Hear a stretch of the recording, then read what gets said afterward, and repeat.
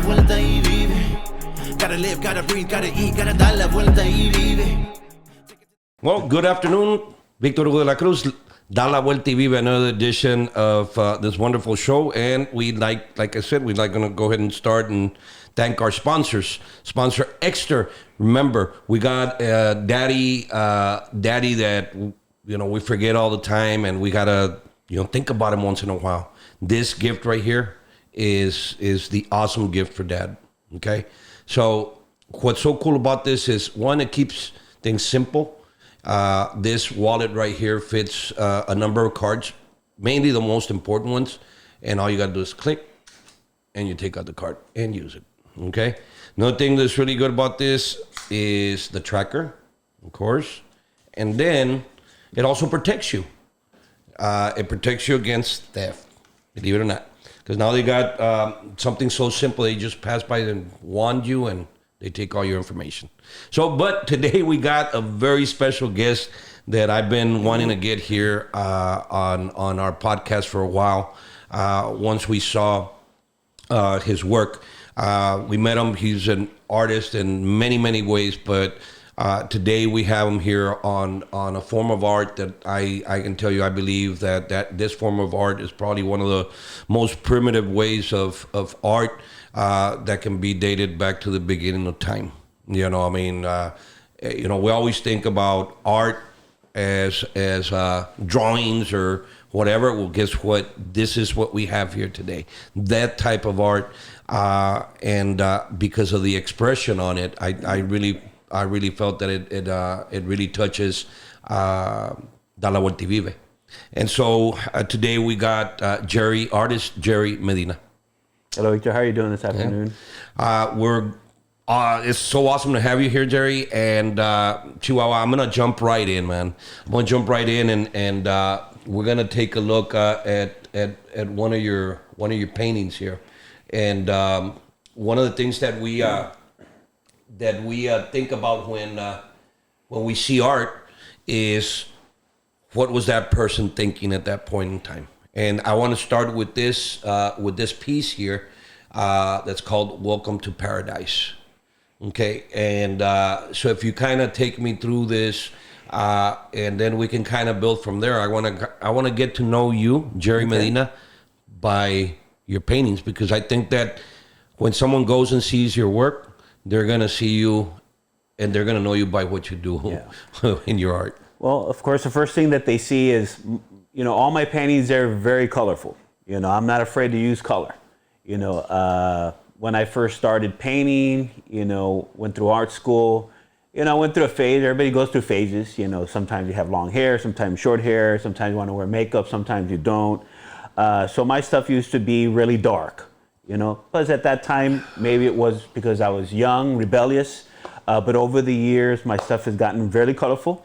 I'm not afraid to use color. But this piece right here is basically, it's Welcome to Paradise. It's basically about the valley. Okay. The bird in the middle, you can see, and if you really look very close at it, it has the map of the valley. So it's basically,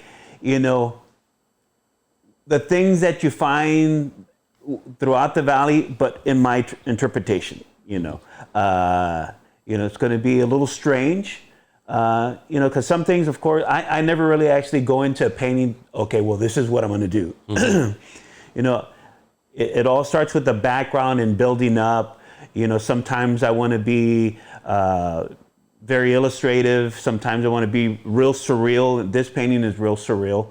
And then sometimes I want to get a little realistic in there. But this basically is talking about the valley, mm-hmm. And all the things of what we think is paradise to each and one of us. So, tell me about that guy on the right hand side, the green guy with the hands up and yes, está sacando la lengua, like saca la lengua al diablo. Yeah. Algo. But that one's kind of like tribal. It has that tribal feeling. Uh-huh. It's a combination of what is everybody. I don't want to specifically be one individual. Mm-hmm. So it was kind of like a surreal of a make-believe alien type of individual, or as we know now we're a mold of a lot of of course our Latinos aquí del Valle, and then now we have a lot of South Americans. So basically it was kind of like that, a combination of everything that we are nowadays. Not being one certain individual or one certain type of individual.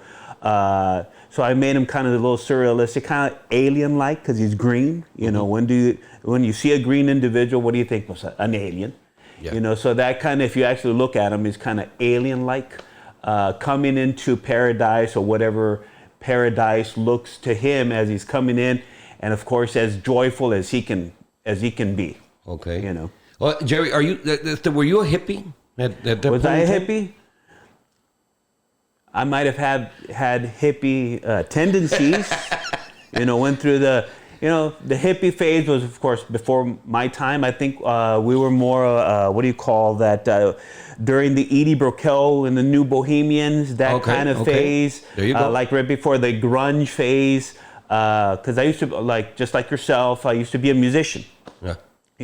So right before I went to, I did 2 years of what used to be Pan American. I did 2 years of Pan American, and I was a musician, so toured Mexico with a glam rock band, came back to school. My girlfriend at that time said, well, you need to go back to school. The thing was like, and what anybody ever thinks, like, you got to get some schooling. Well, I used to have big hair and pink hair, red hair. So my girlfriend said, you know what, you should go to cosmetology school. I was like, cosmetology school? What the hell am I going to go to cosmetology school? But then I started thinking about it. I was like, hey, well, there's girls at cosmetology school. You know what? I'm going to cosmetology school. Yeah. So I went to cosmetology school. So I finished school, and then I got back into music, and we took off. And we ended up in Dallas, and we were playing the club scene during the Edie Brickell and the New Bohemians and all those type of club scenes. But then the band broke up, and that's when I took myself. I was like, you know what? I'm going back to art school. So I went to the Art Institute of Dallas, did my 2 years there, finished and graduated, top of my class, most outstanding portfolio, and still always played music, So I guess if I was a hippie during that time, it might have been during, And I bring it, I mean, not in a, sort of like in a joking manner, pero más que nada, to try to get to know, you mentioned darkness, right? Yeah. And we've had a lot of that here in this show. And so whatever has brought us to where we are today, it's all part of who we are, right? And I believe I can see it, and I can find it in some of your work. What did mom and dad think about their son going into a field that is really a field that only brings chance? It's like you're really not throwing your life out there to be a working man, or it takes work to do what you're doing. No te quito eso. Yeah. But if I remember my dad, when I started doing music, and that's because my dad surrounded by music. Yeah. Dijo, no, hombre, ¿para qué te metes en ese pedo?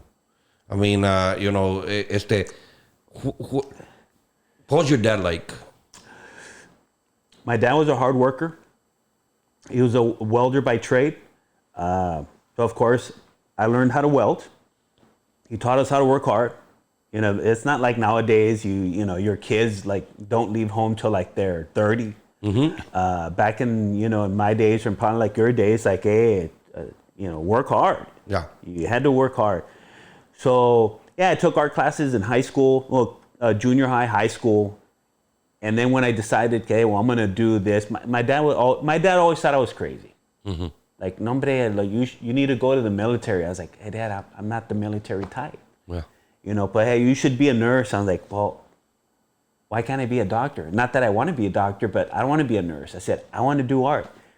So my dad, of course, never understood me. Mm-hmm. Always thought I was a little out there, especially when he saw me, because I did the glam rock scene. Mm-hmm. I had lipstick and big earrings and nail polish and stuff. So my dad there for a while was like, ese no me salió mal, Mm-hmm. Yeah. But then after when I went to school, he would go and visit me. He kind of started to understand me, and he kind of realized, hey, you know what, times have changed, you know. Yeah. And maybe he's doing something that he likes, and just like anything, as long as you like it, you make it work. And then once I graduated, I came back to the Valley because of my dad. He was a diabetic, and started getting amputations to his foot. I mean, first with his toes, and then his leg, and then started losing his eyesight. But then I started doing advertising. I started working in the advertising business. So my dad started to understand, like, okay, and he would even started going to my shows.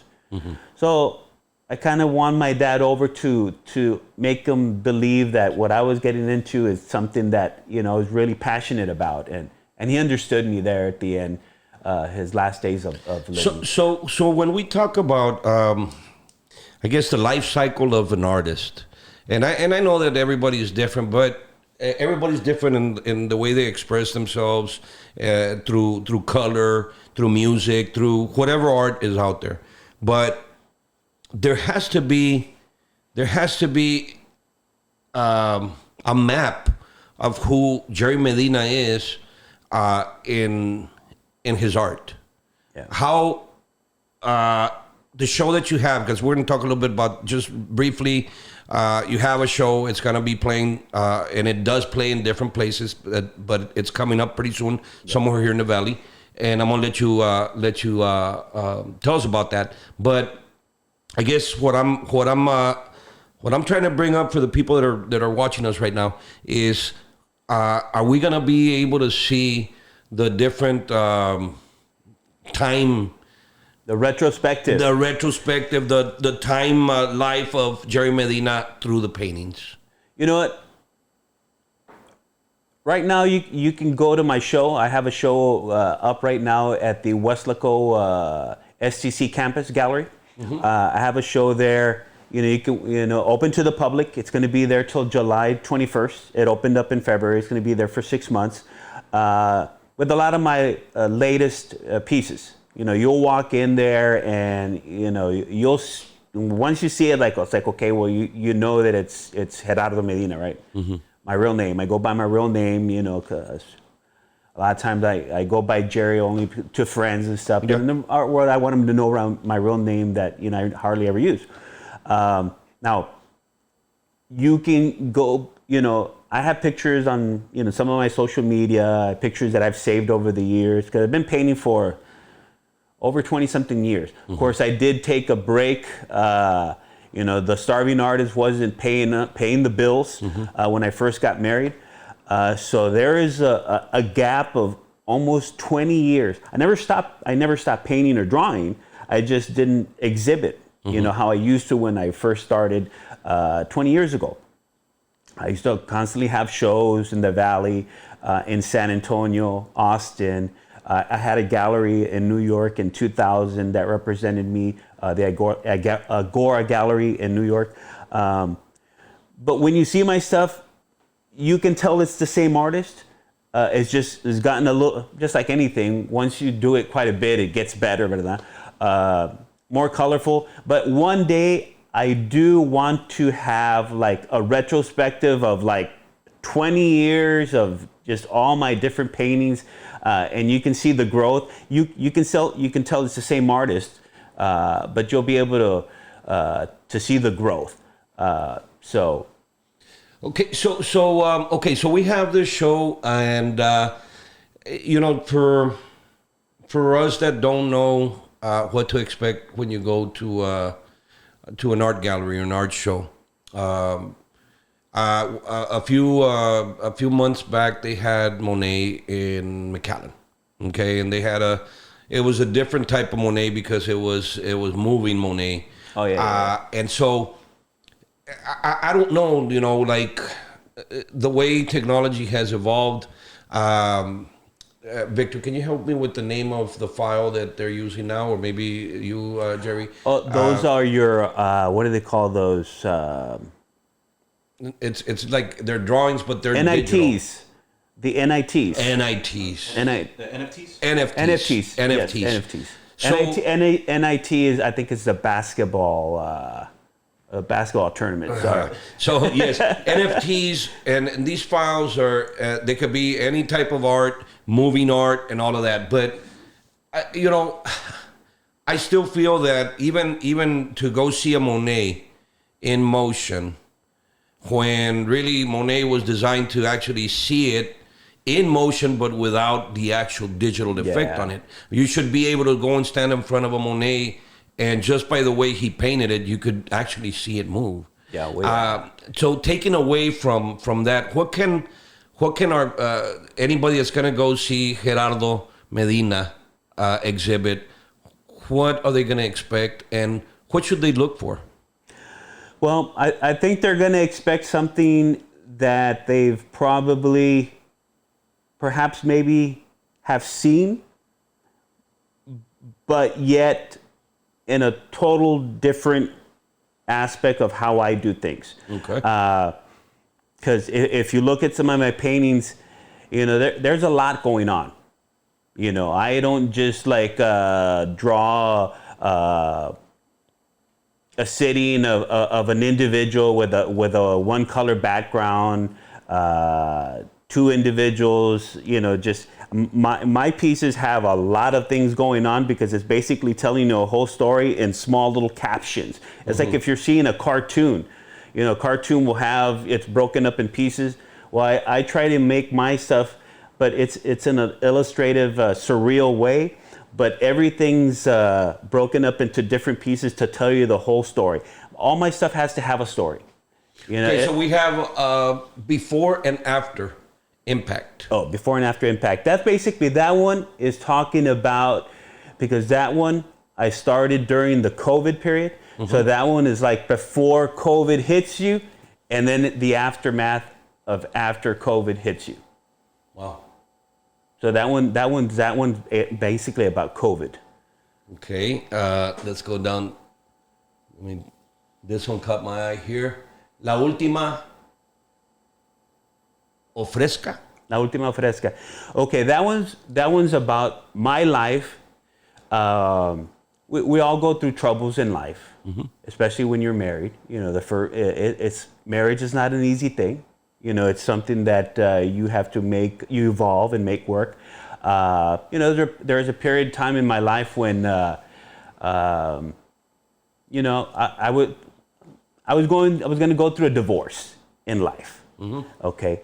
And I saw myself going through the same steps as my father, when I always told myself that I didn't want to go through the same steps as my father.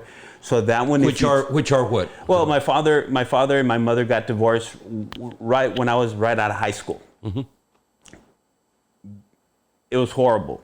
Okay, I never saw issues. Well, there are some issues, that you see, but as a child, plus you don't know everything about your parents. Everything's behind closed doors. So I never thought that my parents were going to get divorced. So this one is basically, if you look at it, there's one leaf on that one branch, and there's this fish that's coming out of the water trying to take that last living leaf that's on the branch, and that's my last opportunity to make things happen, because I'm the bird that's protecting the leaf. You have the sirena that's on, I think it's on the left-hand side, that's my wife. And that branch is basically into the soil at the bottom, and you see the 3 podlings? Yes. Those are my 3 children.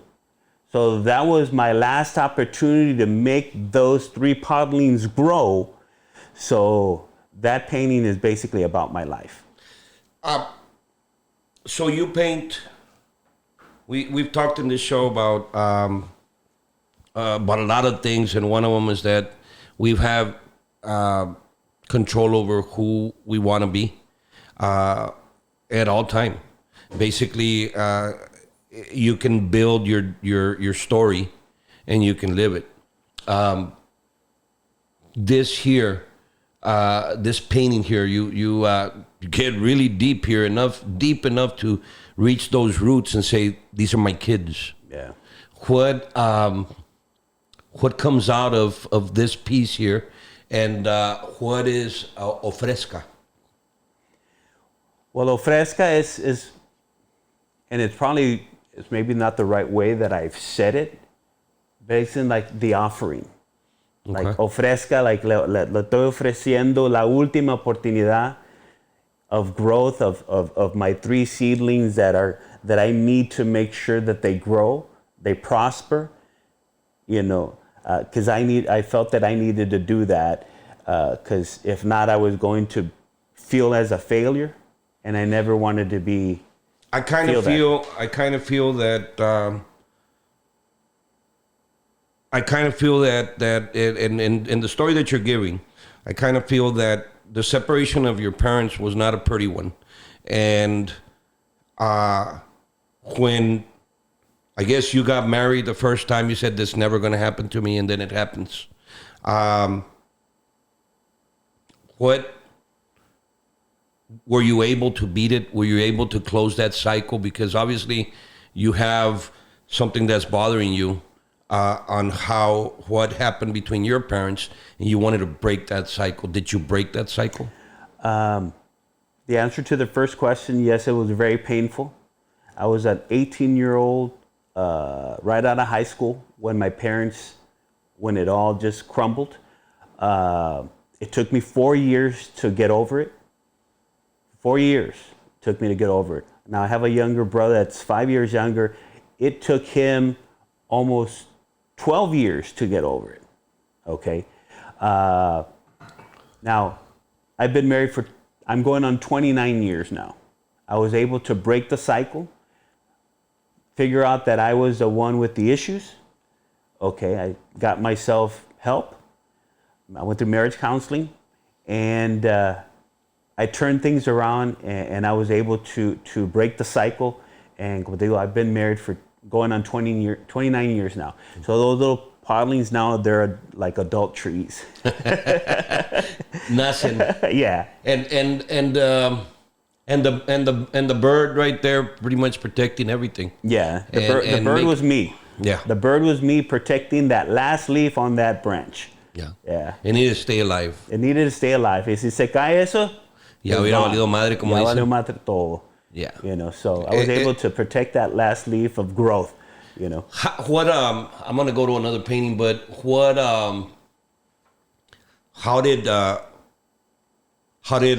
art, how did this talent that you have help you?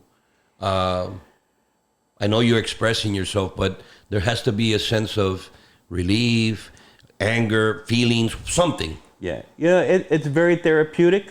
A lot of people need to work out. A lot of people need to walk.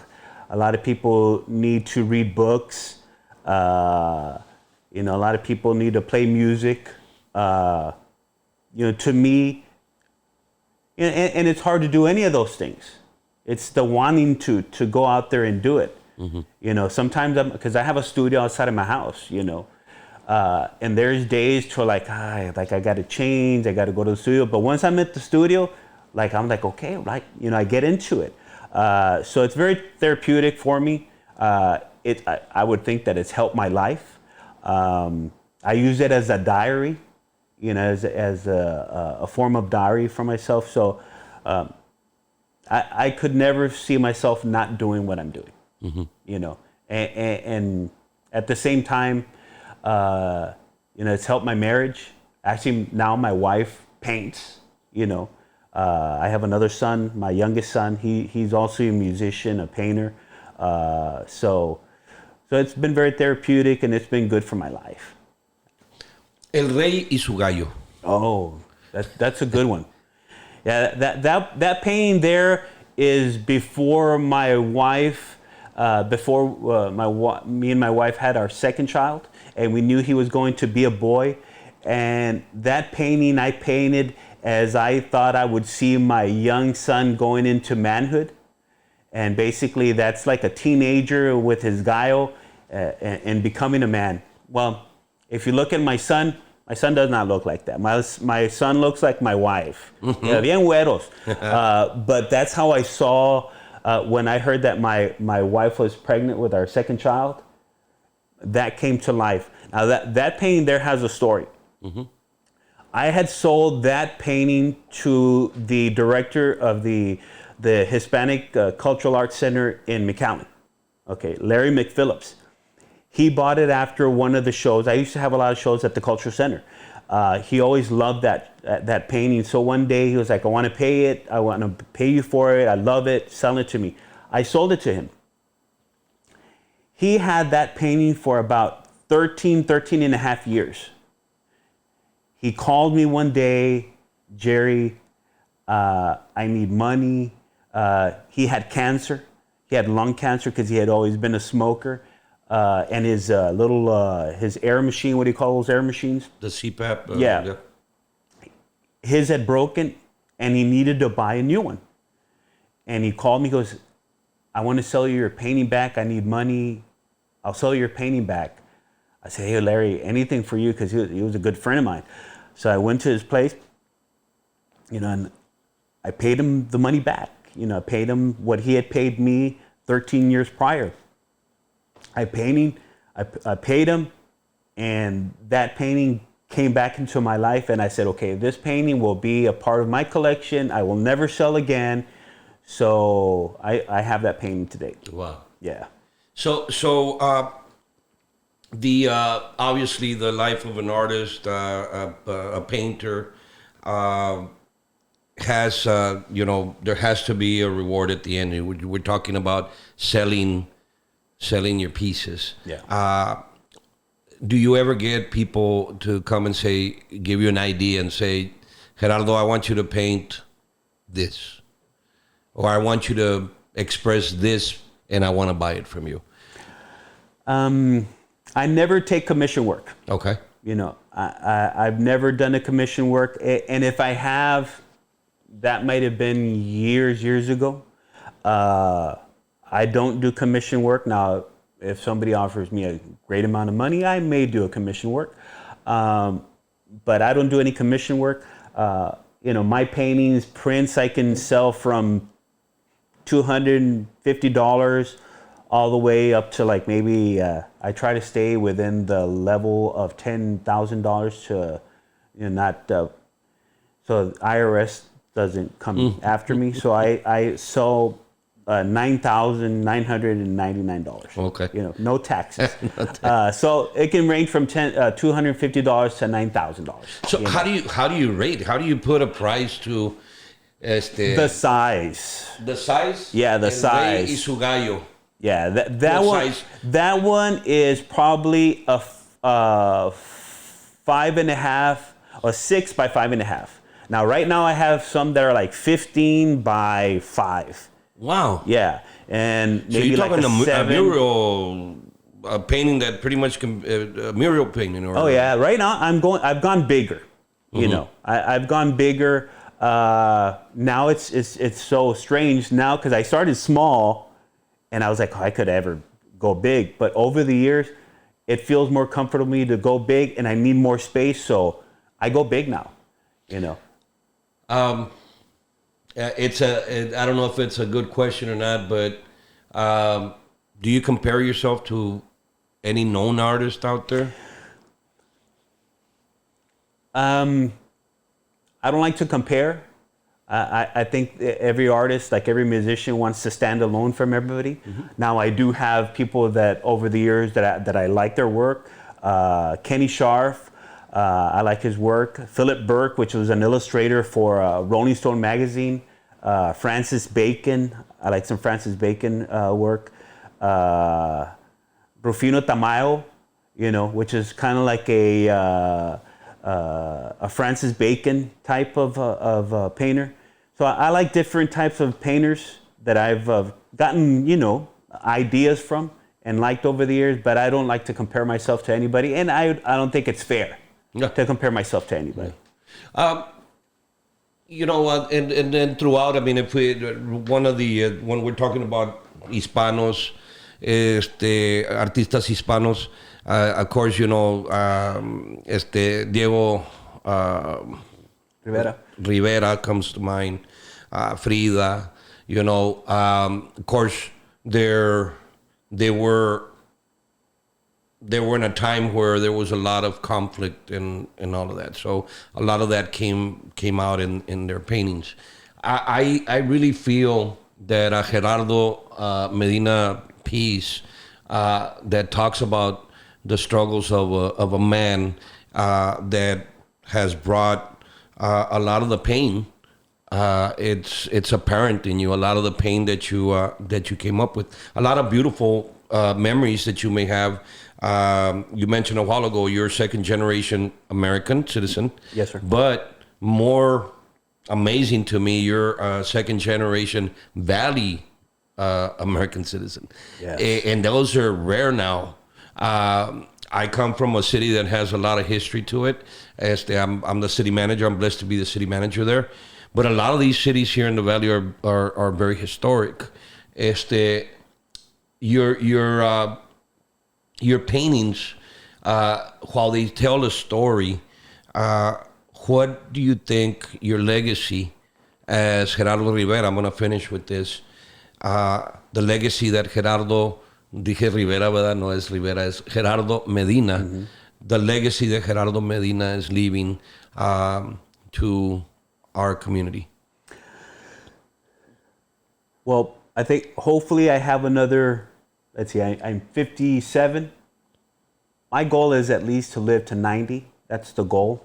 I think the legacy that I'd like to live, I think I still have quite a bit to get to where I leave a legacy.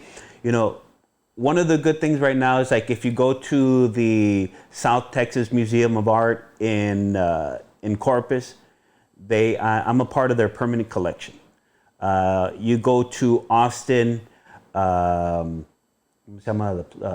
a museum there, and I can't think of it right now. But I'm a part of a private collection in a museum in Austin, and in Fort Lauderdale. I'm also a part of the permanent collection there, as well as, of course, with doctors and banks that have purchased my paintings. But by the time that I'm gone, I just want to leave a little piece of myself to be remembered. And for the younger generation, now the shows that I'm doing are with kids that are in their late 20s, early 30s. It's a whole new generation now. Mm-hmm. I have to remember there is a time frame that I kind of excluded myself from that because I had to take care of my family, and I went into the advertising business and doing video and work for attorneys and car lots and opticals and I still do work for attorneys. It's gotten a little bigger now. But I think by the time that within the next 30, 40 years that I have to do, I want to leave a legacy that's remembered, in the Valley. And hopefully at least South Texas. Mm-hmm. That would be great for me to be known in South Texas. Let's take this time to invite, and I'm just gonna urge everybody, get out there, man. I mean, if you've never been to an exhibit, I think that you should. I think you should try to experience. I really do feel that that a Gerardo Medina piece is gonna call you. I mean, and when you get out there, try to listen to what the artist was trying to say or is saying to you at that point in time. Jerry, I mean, this is so awesome to have somebody that has that type of mentality, man. It's kind of even hard to end the show without trying to pick your brain even more, man. Because we can process, we can make a choice in life. You could have chosen at that hardest time in your life when you lost both your parents, because that's one of the things that we got to understand, that when a kid loses, it comes from a broken marriage, they lose both parents. They do. There's no winning here. If that parent goes on and marries somebody else, then they had family somewhere else. If the other one goes and has family somewhere else, they start a completely different life. You still leave that child without either. No importa, te quedas con uno con el otro. It doesn't matter at the end. You're in limbo, and then you don't want to go with one because you think that the other one's going to get hurt, Yeah. and you don't want to be with the other one because then things get hurt. Yeah. You know, so you're basically in limbo, and at that point you're like, okay, I gotta go this at my own, and you know, at 18, what? Yeah. You know? What do you do? Yeah, do you know? exactly. So, you know, when you is to seclude yourself and then embrace your talent, the talent that God gave you, and we realize that we're gonna use that talent so that I can kind of breathe, kind of like that bird that was trying to keep that last leaf there. I'm gonna urge you to go. Let's go ahead and announce todavía más the exhibit that you're gonna be having. Tell us about that. Yes, I'm having it's a 6-month exhibit which started in February. It's going to go all the way through July 21st, so you still have about 2.5 months. It's going to be at the Westlaco STC Gallery. You just walk into their main library, you know, and you'll see where the gallery's at, because I have, if you look at my shirt, during COVID I came up with these big heads. I never do, what do you call them, a series. I never work on series. Mm-hmm. But during that time, I drew probably like over 100 drawings during COVID period. Mm-hmm. When it was basically just like, okay, I have most of the day. I did my work by 2 o'clock, 12 o'clock, it was done. So I did a series of these big heads. So when you get into the library, you'll see the windows all with big heads, and basically, okay, that's the gallery. And so it's free to the public. You know, we just had the reception a couple of weeks ago. I gave shirts away, totes away, and maybe what we can do is maybe we can have a drawing on your social media or your YouTube channel. Of course, yeah. I will give away a print. I'll sign a print and I'll give one away. Let's do that. Let's do that. You know, when we talk about art and we talk about a way out, you know, what is the comparison between both? It gives a person an opportunity to live.